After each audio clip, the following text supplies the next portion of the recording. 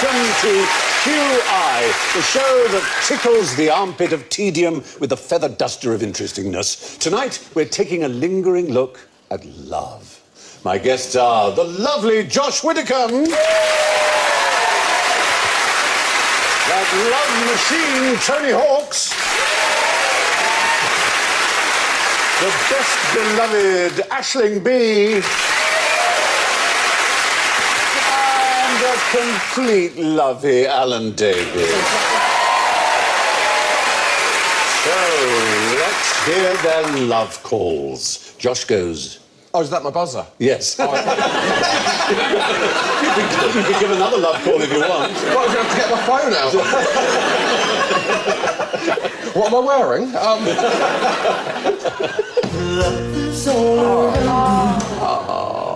Aisling goes. Love and marriage. Oh, Frank Sinatra. Tony goes. Let there be love. Oh, yes. And Alan goes. I like it. I like the way you run your fingers through my hair. It wouldn't be possible to run one's fingers through your hair without there being some awful rending noise. I ought to tell you, though, because it's the L series, there is the likelihood of one question being lavatorial, and if it is, you can spend a penny. Very good. And if you correctly spend your penny when I ask the question, you get extra points. It's that simple. Right, to get you in the mood, here are some foods for you to try. You should have some on your little prop tables. Oh. You've got chocolates there, Josh. You've got a potato, Alan. What have you got, Kenny? Well, I don't. Champagne. It looks like champagne. Or It could be anything. probably carver. You could have had a wee in here earlier for all I know. If you want it to fizz, though, wouldn't you? No, you wouldn't. Is your finger on top? Yes, it is.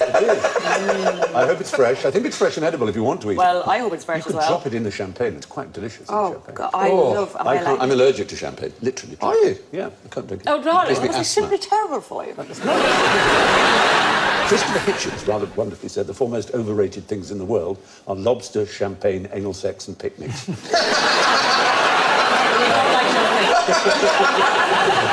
What a night that would be. Come on, they're all daytime.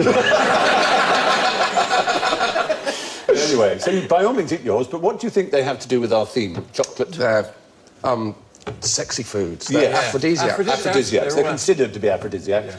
Oysters have long been considered it. Potato? Yes, Alan, 1,000 times yes. You can go on a date, of course, with 2 potatoes and a carrot and lay them out on the desk or the table in a very erotic way and tantalise people. That's true. 2 potatoes and a carrot. Are you single, Tony, are you? At what point in the date do you pull out the potato? Well, the desk. I admit that the desk on the date, the date's going badly wrong. Well, do have a piece of chocolate, do sip your champagne, and do, by all means, I mean... have your oyster. I do love oysters, but one time I did get poisoning on a Valentine's Day. On Valentine's Day? Are you eating your potato raw? Was that allowed? I don't... Oh. Okay, here she goes, oyster down. Oh. It's bigger than I'm used to. Hey. Oh. How's it? Oh, very nice. I'm definitely going to tape this episode, I can tell you that. Chocolate, I think. Oh, they're very nice. You might have rose petals or violets. Are you right, Alan? I feel horny. Look out, Josh. It's bloody hell, 2 bites. Well, the reason that potatoes were considered to be aphrodisiac at one point in history, this is maybe something Aisling knows, is that when they were introduced to Ireland as a major crop, the population of Ireland increased a huge amount. But it was simply because there was less starvation than there had been before. Though, as we know, there was then the terrible potato blight and the population reduced. You have to bring it up. I'm sorry, I didn't know. It was a bad moment in Irish history. It's fine. It's fine. I'm nearly over it. There's still more guilt to be got out of it from us. Carbs are the last thing you'd want before sex. I don't make you feel heavy, wouldn't you think? Yeah. Depends how long you want to go on for, Josh. Just slow release. Porridge. Slow release. I didn't mean it like that, Stephen. I'm going to have a chocolate and stop lowering the tone, I think. The fact is, if you go online, not that this is the most authoritative way of finding out, but almost any food that you put next to the word aphrodisiac in a search field will return a result of some kind. There seems to be no food in history that hasn't been regarded at some time as aphrodisiac. There's a wonderful book called Venus in the Kitchen by Norman Douglas, which includes such things as almond soup and sow's vulva and trussed crane, all kinds of extraordinary dishes, most of which are classical. Can we go back to the second one? Sow's vulva. It begins with the wonderful words, take that part of the pig, which you ask your butcher, I assume, to cut. Can you imagine going into the butcher? Hiya, can I get a pound of mince and some sow's vulva? Big night, I think he's going to propose. Someone usually comes in on a Thursday, I'm fresh out. If you're making someone eat that, they don't want to have sex with you. Well, I agree, it's pretty much enforced, isn't it? Yeah. Any other vulvas? Very good point. It's the sow's vulva that's a good It seems to tasty be, vulva. yeah. How many other animals have a vulva? Well, all mammals, I would hope. Do they? Well, not all mammals, not egg-laying mammals, but just about any other kind, wouldn't Do they? I don't really know what a vulva is, to be honest. It's a Swedish car, Steve. No, it's a Swedish car. It's a Swedish car that's due for a service. But it's all nonsense, isn't it? I mean, No, they exist. You mean aphrodisiacs? aphrodisiacs, I think, it's all a myth, isn't it? It's all nonsense. It seems to be. I don't think there's any way of proving it. It's so hard to If I understand correctly, it's about the brain, sex. Yeah. The limbic lobe in the brain sends a message to your pelvic area. Yeah. Sometimes by carrier pigeon. And these foods, they don't affect that part of the brain. You're quite the sexy talker, though, aren't you? Is this your opening line before you take out the potatoes and carrots? I'm not giving any trade secrets away here tonight. So you say, Daphne, my limbic system is sending me... Yeah, I think most people would agree that a lack of inhibition hurries one toward the bedroom, and alcohol, naturally, is something that would... But it doesn't enhance the performance. Shakespeare makes that very point through the Portrait of Macbeth, doesn't it? Does he? I don't care. It increases the desire, but it mars the performance. Yes. The fact is, there is no proof that, as Tony rightly said, that except possibly the alcohol as a disinhibitor. Galen, the Roman doctor, thought that any food that produced flatulence was in some way aphrodisiac. This was believed until the 18th century. We would have thought the opposite. In Elizabethan times, stewed prunes were so highly regarded as aphrodisiacs they were served for free in brothels. You get them to get you up there. And beans... What, like outside Starbucks? Where they've got, like, a taster plate? Yes, that's right. Have your prunes. St. Jerome forbade beans because he thought that they would make nuns or women extremely horny. Nuns or women? They excited the genitals. Who knows what's under there? Yeah. They excited the genitals of women, he thought. Frog juice, putting a frog in a blender, is considered a Peruvian aphrodisiac. They have blenders. And not now. I assume when they first thought of it, they didn't have blenders. No, probably so not. they The would have- Incans were very, very advanced, though, but... Yeah. They probably used... They just... Pestle and mortar. Yeah. Does any of the active ingredients in Viagra occur naturally? The old fake. Oh, good question. I like that. I like that. You get them Whoa, as ingress. cool. That would be interesting to know. Why? Are you worried about what that potato's done to you? I'm fine. How long does it last? Well, there you are. Almost everything in the history of food has been reputed to be an aphrodisiac, even potatoes. What wouldn't you like to get on Valentine's Day? Chlamydia. Perfectly reasonable response. Is that what VD stands for, Valentine's Day? Never occurred to me. That's brilliant. This is probably a few people have had this, which is the most tragic thing you can get on Valentine's Day is the card from your mum. Oh, yes. Or from my nan, in my case, you know. It's like, both, one from my mum, one from my nan, you know. Oh, that's sweet, though. But it's better than a one-way ticket to New Zealand. Yeah. That would be That would be a hint too far. I once got on I just split up with my girlfriend, and it was my birthday. And my family don't really do birthdays much, but her family did. So I received one birthday card, which was from my ex-girlfriend's mum. Oh, my goodness. And I've just realised how bleak that is. Yeah. I thought that was an amusing anecdote. Turns out it's actually the bleakest moment of my life. We're all very sorry for you. Can anyone tell me why on the Valentine's Day cards you're not supposed to admit that you've sent it? Because that's the most pointless thing, isn't it? You get a card from someone, you want to know who it is, so you can go round and sort them out, don't you? Sort them out. Take them to your office. Take them to your office, show them the desk, Get the carrot out.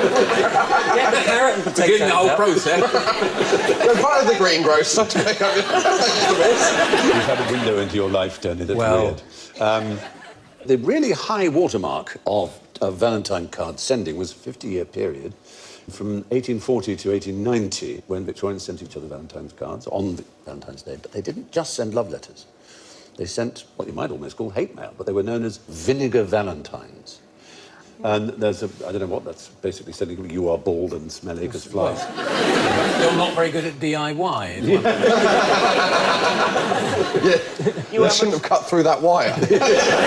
Not surprisingly, they're quite rare because people who receive them tended to throw them away. So people who collect cards value them very highly. What did they expect to sort of get back? I mean, well, you know, they think this is really going to help this situation. I'm afraid it's the same human instinct that is about trolling, you know. It's accused people of being drunk, ugly, overweight, stuck up, all the things that trollers accuse people of. Also, they accuse grocers of cheating their customers and things like that.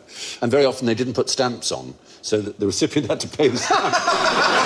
Thinking, oh, I got a lovely Valentine card, and then they open it. It's a huge insult. I mean, it's very mean. But we do have, I'm glad to say, this is not really a vinegar, but it's a rather charming one. This is one with a moustache. Ah. And this is in York Museum, in the York Castle. Not anymore, it isn't. Well, yeah. Good point. It's from York Castle Museum, and it's got a moustache, and it says, with heartiest greetings and best hopes, that she'll soon get another, that's a moustache, with a man attached. Bit of a joke with this guy. Yeah, I mean, because sending locks of hair through the post as a sign of love is a very old thing, but to send a moustache is quite something, isn't it? And a little joke of, you know... You probably know who it was who sent it, because he'd be going around with no moustache on. Yeah, exactly. If you kidnapped a man with a moustache, Yeah. you know, and then you'd send the moustache to show that you've got... Oh, that's true. It's kinder than sending an ear. Recognise this moustache? Salvador Dali's wife was like, no! Well, that's what a vinegar valentine was. From love letters to l'amour. Who did Napoleon's ex go out with next? Are we talking about Josephine? Well, yes, we are, but not the Empress Josephine. Oddly enough, he seemed to have a predilection for Josephines. Well, he had two mistresses. One was called Josefina, and one was called Josephine, neither of whom was the Empress Josephine. There they are. There was Josefina Grassini, who was a beautiful dancer, opera singer, opera dancer, they used to be called, and Josephine Weimar, an actress. So they were both very beautiful. She looks like she's doing the single ladies dance. Like she's, what? She's showing how tall Napoleon is. That's what I want one this high! But these, as I say, were different Josephines. They were later ones. Just before the Battle of Waterloo, who was the British ambassador in Paris? British ambassador. I'll leave this one to you, Alan. Before Napoleon escaped. Before Napoleon iceberg escaped. in It's actually, it's kind of easier than you think. He was the victor of Peninsula and he'd beaten Napoleon before, and he was about to beat him again. Wellington, It was is the it? Duke of Wellington. Duke of Wellington himself. There's old Hooky on the right, and there's Napoleon on the left, and... yeah, Wellington really knew how to rub it in when he beat someone, as it were. Did he go out with... Yeah, he went out with both of these mistresses. He seduced both during his stay in Paris as ambassador in 1814 and 1815, just before Waterloo, before the escape of Napoleon. While Napoleon was in Elba, having abdicated, if you remember. Able was I ere I saw Elba. What's odd about that phrase? It's a palindrome, isn't it? Yeah, that's Yes. right, Palindrome. exactly, it's a palindrome. It's actually palindrome, guys, so... And Weimar was the only one who compared the two in bed, which is extremely unkind of her. She said, Monsieur le Duc était beaucoup plus fort, was a lot stronger in bed. Fort is fiercer, stronger, mightier. Yeah, better, basically. Was there a Mrs. Wellington sort of back home who was a bit fed up about The it? Duchess, yeah. Yeah, she must have been, you know, unimpressed, I'd say. Well, he famously did have a lot of affairs. There were so many potatoes around in those days. No doubt that they were up to it. That's right. And after the war's ended, he was presented with Napoleon's sword, 3 paintings of him, and the painting of his sister, Paolina Borghese. There she is, that's Napoleon's sister there, with a nipple showing. got something keeping her chin on as well. Keeping her mouth from falling open. I think it's a mask. It's clearly some sort of a face mask, like it's got a bit of elastic around the back. Well, Napoleon had commissioned a statue of himself, 11 foot tall, basically twice the height of himself. And this was bought by the British government and given to Wellington along with the house they gave him. Do you remember what it's called? It's got a wonderful famous... Number 1 London. Number 1 London. Oh, Apsley wow. House. And it really works. If you get into a cab and say Number 1 London, the cab will go, oh, I've always wanted someone to say that. And they will take you there. Is that supposed to be the sculpture of Napoleon? That is it in the, I know, somewhat idealised to say the least, Oh, in the God. stairwell of Apsley House, as it's also called. Where is number 1 London, then? It's a Hyde Park corner. It's easier to spot in real life because there isn't a bloody great big picture. Duke Wellington, Beef Wellington man. Yes, Yeah, it's named after him. Yep, and the boots. And the boots as A well. lot of military figure had articles of clothing named after them, particularly for some reason the Crimean War. There was Lord Cardigan, who was in charge of the Light Brigade. Balaclava. The balaclava helmet, absolutely, and the... Jodhpur. Jodhpur's a place, I think, but Raglan was also part Dr. of... Martin. Raglan. The Raglan sleeve. Lord Bobble Hat. Colonel Scarf. Is it the Old Earl, jockstrap. the Earl of Head and Shoulders? Lieutenant Washington. Well, there were a lot, a few. So, good. The Duke of Wellington's conquests included Napoleon and no fewer than 2 of his exes. Who would bite their arm off to get their leg over? Love is all around me. Yes, Josh. You!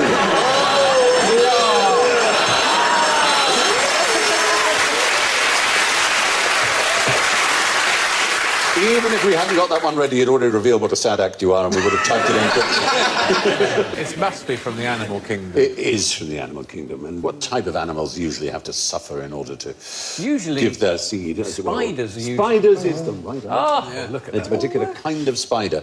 There's the female on the left, and there's the male on the right.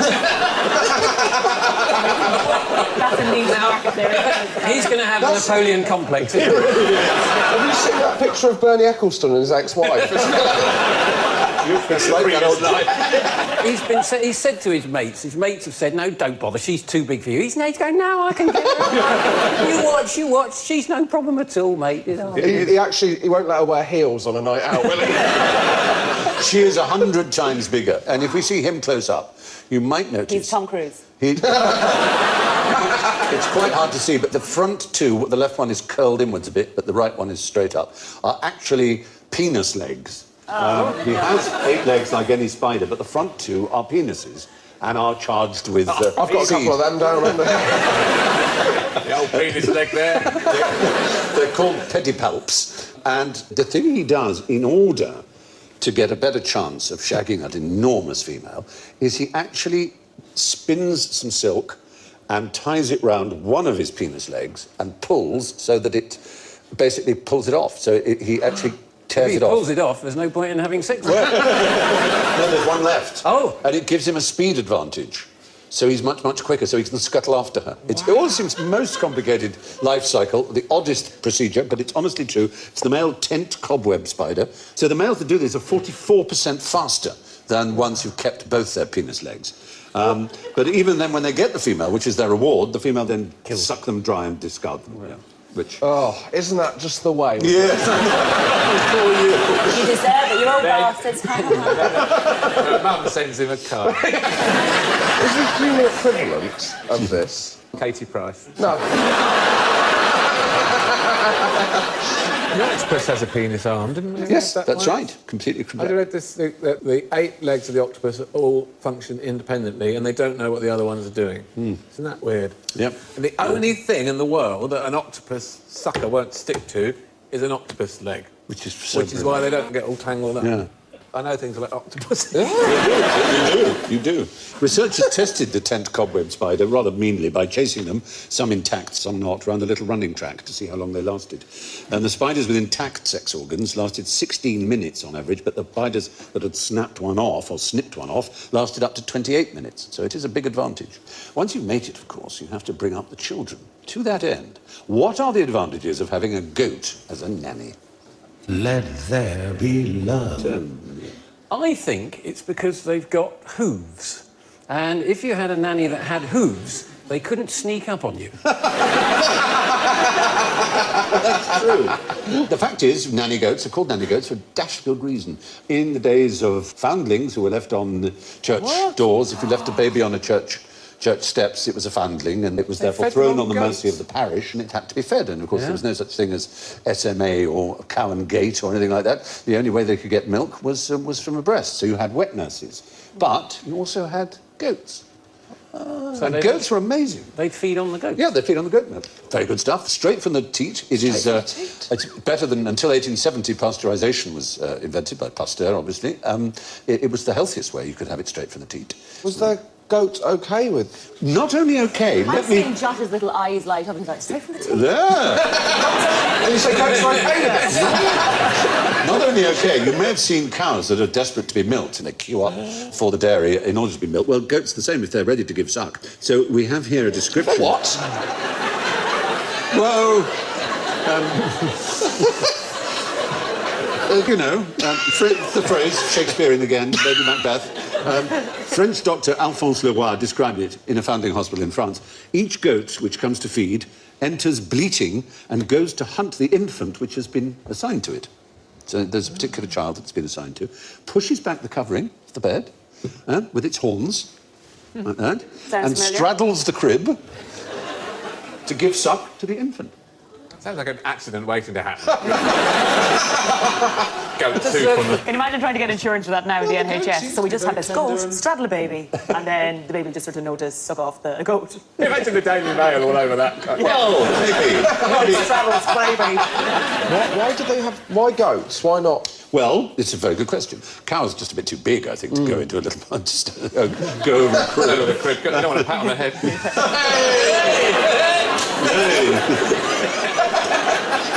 13 years. I've been waiting for that. You asked about goats, and some people thought into the 19th century that breast milk contained not only nutrition, but the character traits of whoever gave it.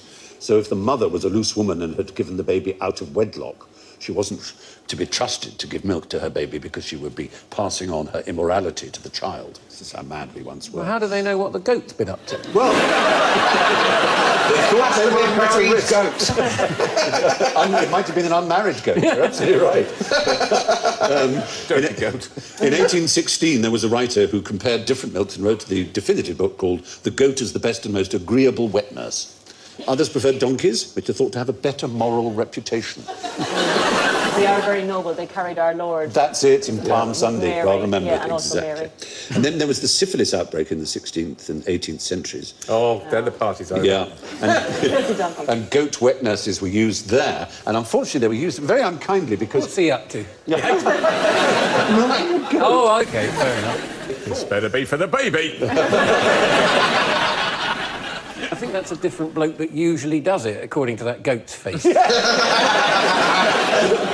on a minute, that's not the grip I'm used to. Hello? That's a bit firm.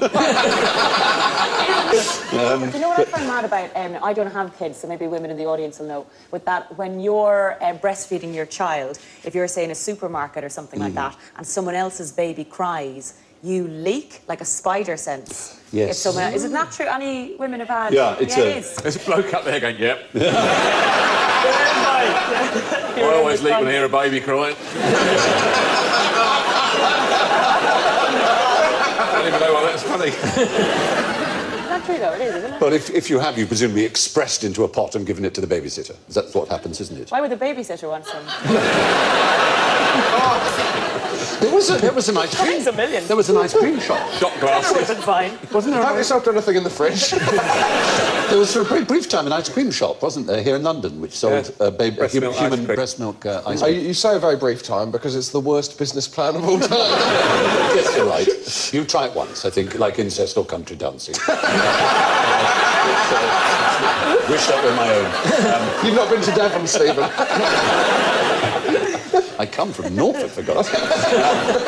No, the sad thing about the syphilis outbreaks of the 16th and 18th century is that it was believed then, and indeed all the way up to the 19th century, that one of the cures for syphilis, a kill-all cure really, was mercury, which is poisonous, as I'm sure you know.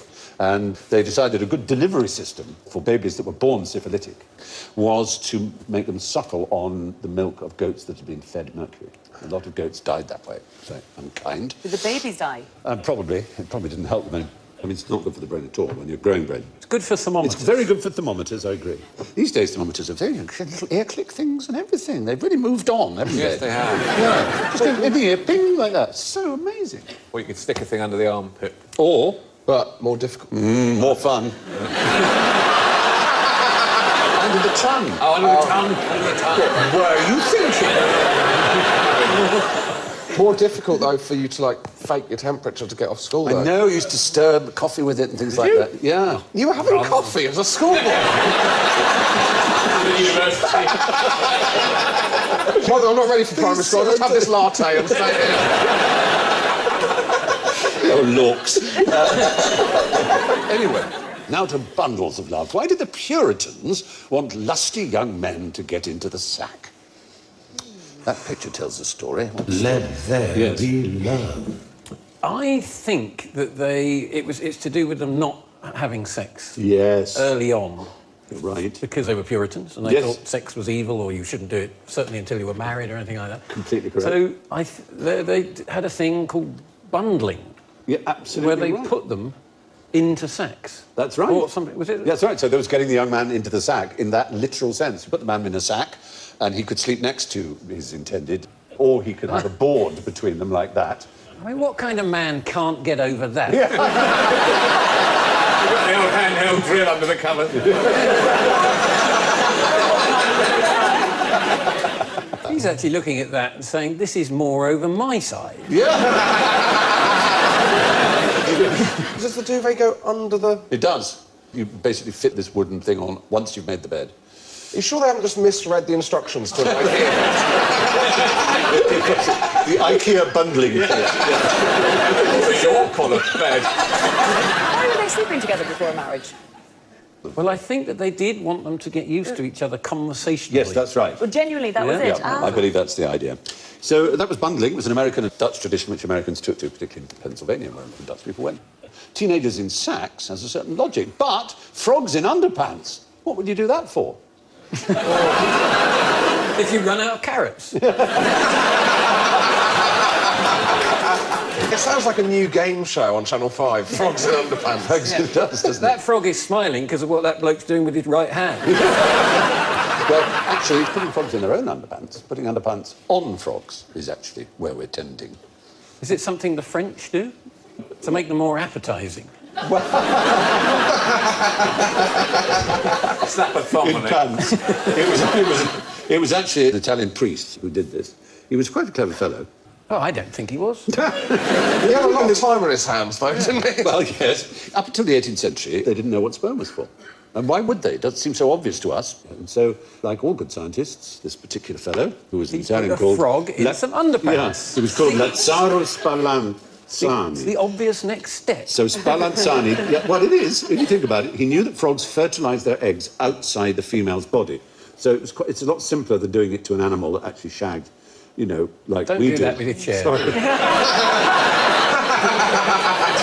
Did get spotted. It was an easy way of testing because the females lay the eggs and the males come along and the eggs are fertilised.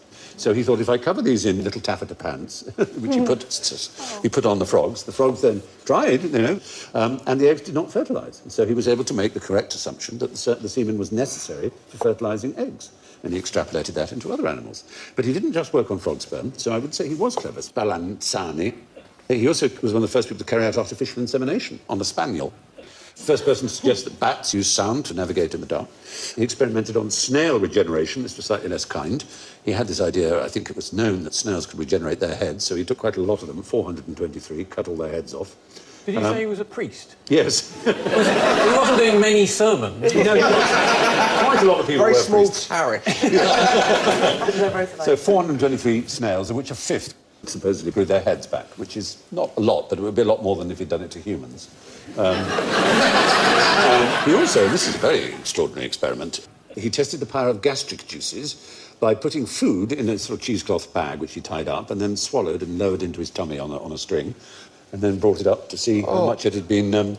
yeah, but how else would you do it? He sounds like one of those people you just would not want to get stuck with at a dinner party. Probably true. Oh, yeah, good, yeah. Like, What, when he's getting out his cheesecloth for the dinner? Maybe something more unpleasant still. What horror was first shown in the film Psycho?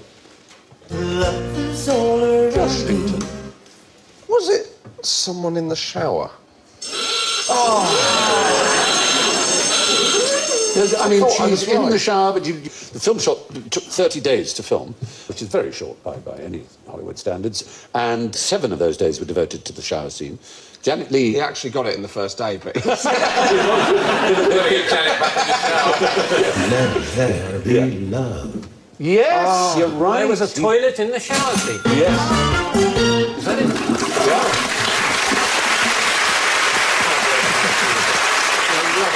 It's not just that there is one, it's the first time one had been seen flushed with the water going round. It spirals down the lavatory. The film is black and white. There's the murderer, we won't say who they or he or she is, and it's considered one of the masterpieces now, particularly the Bernard Herrmann score, which... Didn't they make a shot-for-shot remake of They Psycho? did, what a disastrous idea. Why would you... Colour. Oh, colour. It was in colour. There's a whole generation of people who, if they're channel surfing and they see something in black and white, will never stop to look at it, which is extraordinary, given that, probably most of Not the best even films... Dead Men Don't Wear Plaid. Probably most of the best films ever made are in black and white. It just seems so Not extraordinarily even sad. Broadway Danny Rose. I know. I know. Go. Elephant Man. Why did you point at me when you said Elephant Man? Good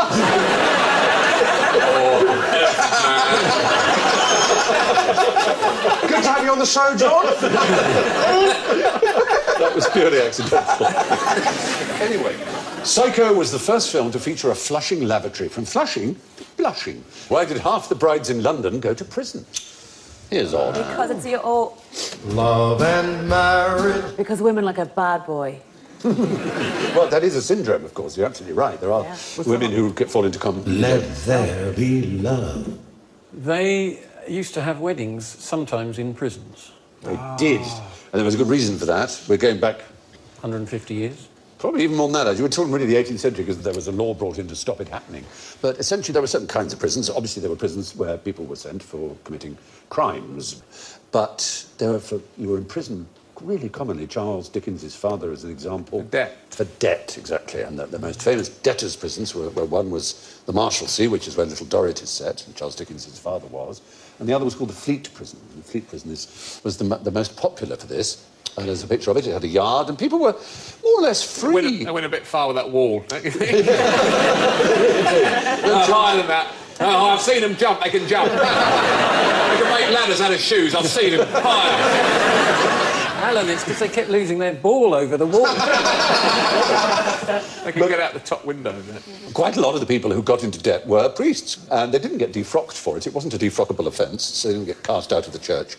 So they retained their ability, their licence to marry.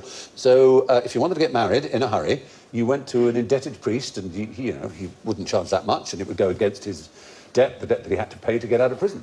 So it was all worked very nicely. So if you're in debt, how do you get out of prison? Your family or someone eventually As a whip raises round. the money. So you're basically kept as a kind of hostage. It's a miserable business. I mean, it doesn't look that miserable. Yeah, this looks like an advert for come to prison. You were pretty much allowed to mingle. Your children, brothers, sisters, a visiting day was available. If you read Little Dorrit, you'll see that Little Dorrit's father was kind of the king of the Marshalsea. He had the best rooms, and he was treated as if he was a great gentleman. That would be worth. Think how much that property would be worth in London now. Oh, goodness me. The wall alone. Yeah. You've got outside space, it's lovely. They don't get tennis rackets in prisons these days, do they? They're all out playing tennis. They don't go to the warder and just say, I'm just off for a game of tennis. No, that's true. And this person in the bottom left, are they smoking a crack pipe? Yeah. It does look like They are. Fleet weddings were brought to an end by 1753 by Lord Hardwicke, his Marriage Act. So after that, most people who wanted an irregular marriage, as it was called, went to... Where did they have to go to get married in a hurry? Gretna Green. Gretna Green is the right answer, the nearest they could get to. Where is Just over the Scottish border, where law is different.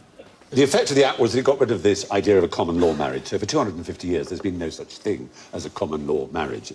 Although over 60% of people asked if there is such a thing as a common law marriage believe there is, but it has no basis in law at all, no standing. Right. Yeah. Now, it's time to clear the blockage of received wisdom with the plunger of general ignorance. So fingers on buzzers, please. What should a Welshman wear on his hat on St. David's Day? Let there be love. Yes. Daffodil. Well, if it's not, it's got to be a leek, right? It's got to be a leek. What about cheese on toast? Is it going to be a leek? A Welsh rabbit. A Welsh rabbit. We've been rather unfair there, of course, because Welsh people do wear leeks these days in their heads, but we're going all the way back to the original battle they fought, where supposedly they wore leeks in order to distinguish themselves. You can see, if that's the Royal Welsh Regiment or whoever, with what look more like, actually... Never seen a queen so happy. He really does look What's that thrilled. bloke said to her about his hat? She loves Something it. about it. They've all got leeks on their hats.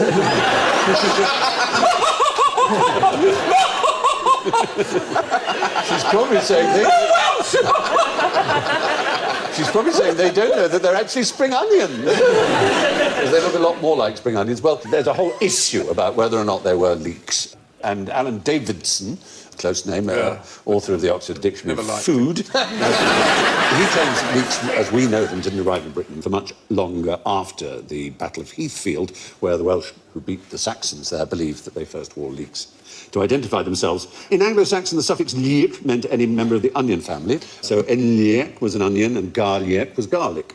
So they might have sported something like garlic, which is slightly more light and practical than certainly a fully grown leek. The Museum of Wales thinks that actual leeks may have been brought over by the Romans. So there's dispute, really, to be honest. We just wanted to take points away from you. Anyway, it's possible that the national emblem of Wales should really be a garlic.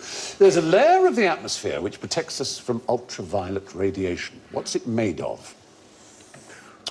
Hint, it has a hole in it. Love and marriage. Ozone. Oh!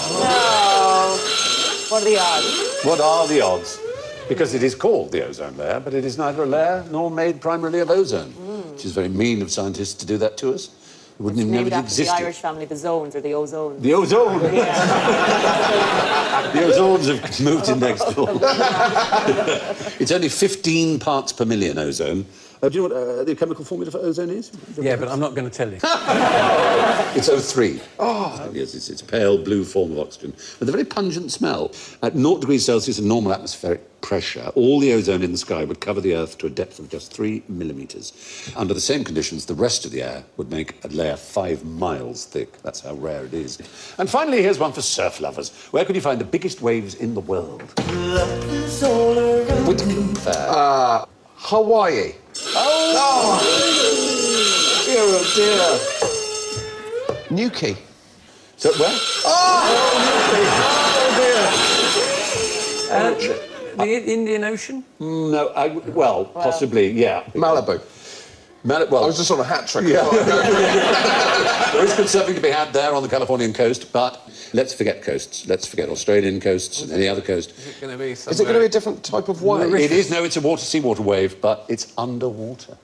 The biggest waves are actually subsurface waves. It was satellites that showed us. We didn't know until satellite photography. And there are lots of drowned surfers. Well, they'll be very hard to surf because they really go incredibly slow. They crawl along a few centimetres a second, so a few metres an hour, I think. And a tsunami, on the other hand, which is obviously a gigantic wave, is Japanese for harbour wave, because we say tidal wave, but a tidal wave isn't correct, because it isn't tidal. Tsunamis result from earthquakes, landslides and volcanoes, as we probably know. In the open ocean, the waves are about only 300 millimetres high, but with a very long wavelength, sometimes hundreds of kilometres apart. As they approach land, the sea gets shallower, and that's what pushes them up. How fast is a tsunami? Because he is not going to... He's not going to make it, I'm afraid. No, he's not. Especially with 3 sharks on their way. The woman in not having any feet. They're not going to Dear, oh dear, oh dear. Well, before it gets any sicker, the world's biggest waves are underwater. And so, finally, to the scores, which, if you're lucky, will be love all. Well, they aren't. Oh. They're fascinating, though. He did run into the wall several times. The tousle, toe-headed deer from Devon. Minus 36 points in 4th place is Josh Widdicombe. How relieved is our 3rd placer on minus 7, Alan Davis. Just ahead on minus 6. And +7, it's Tony Josh.